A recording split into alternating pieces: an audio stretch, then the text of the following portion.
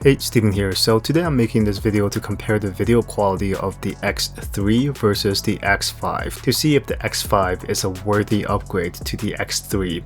I've had the Insta360 X3 for a couple of years now, and I did not upgrade to the X4 simply because I did not think the X4 was big enough of an upgrade, especially since the camera sensor did not change in size. Now the X5 is a real upgrade with a much bigger 1/1.28 sensor, which is about 144% bigger. Why does that matter? With bigger sensors letting in more light, you're going to have better dynamic range, you're going to see more in the shadows, and there's going to be less blowout in the brighter areas. And there's just going to be better image quality overall as compared to a much smaller sensors, especially in low light environments. Without further ado, let's get into it. So the setup in the environment is me riding an electric skateboard, and I'm doing loops in this parking lot. So sometimes I'm facing the sun and sometimes I'm facing away from the sun. So the image quality that you're looking at right now is 5.7K HDR on the X5. This is quite impressive. A couple of the things I noticed right off the bat is just I love the color. They're not too artificial, but yet the greens and the blues in this image just looks outstanding. The video image quality looks incredibly sharp. There's not a lot of rough edges. Now what I'm going to show you is 5.7K HDR from the X3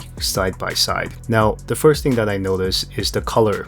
The coloring on the X5 just looks a lot more vibrant, a lot more lively, and it's ready to use for social media. You don't have to grade this image. I just feel the color reproduction feels very good as opposed to the X3, which feels a little bit flatter. The X5 definitely looks sharper. The image is less grainy, it's more smoothed out. There's just a lot more details in the shadows, especially when I'm facing away from the sun, and the shadow side of me retain a lot more information as opposed to the X3. So one of the things I noticed the most on this image is how grainy, how absolutely terrible HDR on the X3 looks. So the whole point of using HDR is that you get a lot of detail in the most extreme ranges of your video, such as the brightest parts and the darkest parts. And it's incredibly grainy as compared to the non-HDR video on the X3. So I think as soon as you turn on the 5.7K HDR on the X3, the video quality just takes a dump. It's a drastic downgrade. It becomes really grainy, the color looks really bad, it doesn't look smooth at all, but you do get good dynamic range, which I think is a sacrifice that is not well balanced on the X3. However, if you do look at the 5.7K HDR on the X5, the color looks absolutely amazing. Detail is incredibly sharp, it's not grainy at all. This is the flagship mode, 5.7K HDR. Everything just looks great, the color looks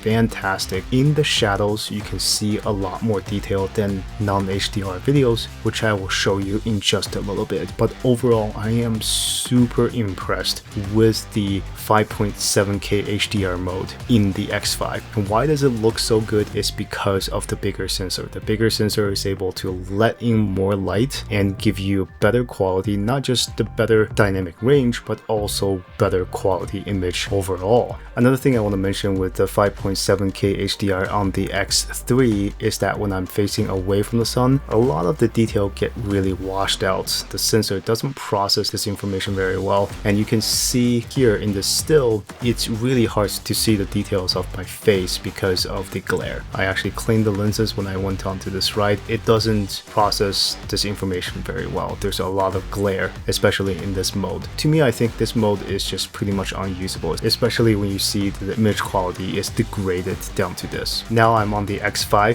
5.7K HDR, and you can see there's none of that glare. The sky is still super bright behind me, but you can actually see the clouds. You can actually see the super bright part of the cloud and the details of the cloud. And when you look at my shirt, and especially inside my helmet, looking at my eyes, my glasses, there's a tremendous amount of detail in the dark areas facing away from the sun as well. This is the best looking mode of the X5, but in this mode you're only using 5.7K, so you can't zoom in much. If you zoom into my skateboard just by a little bit, it's by 25%, you you can start seeing pixels. These 3D cameras are best for overall far away look at a video. As soon as you start cropping, you can start see pixels, but that's all going to change with the 8K mode. Okay, so the X5 absolutely dominates with the 5.7K HDR mode versus the X3's 5.7K HDR. There's just no comparison here. However, if we turn off the HDR mode,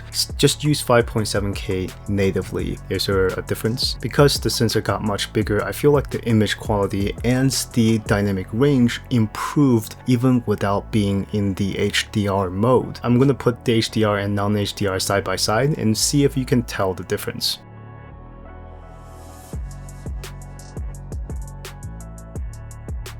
The sensor is now able to absorb a lot more light and is going to make the non-HDR video look incredibly good. So even though the HDR video of the X5 looks incredibly good, you're perfectly fine with turning HDR off and still looks miles better than the X3. However, with the X3, I would say the image quality definitely improved by quite a bit by actually turning off HDR.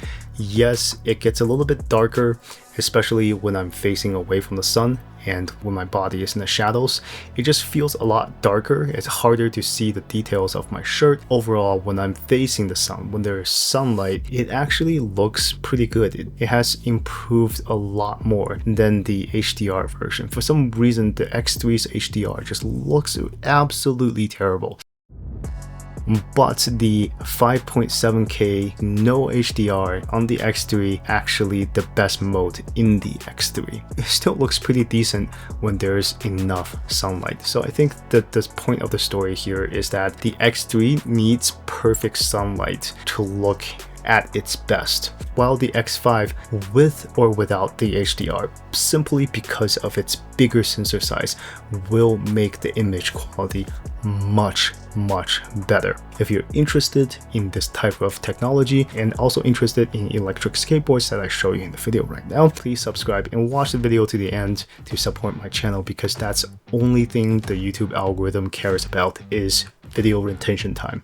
Thank you so much, and I'll see you on the next one.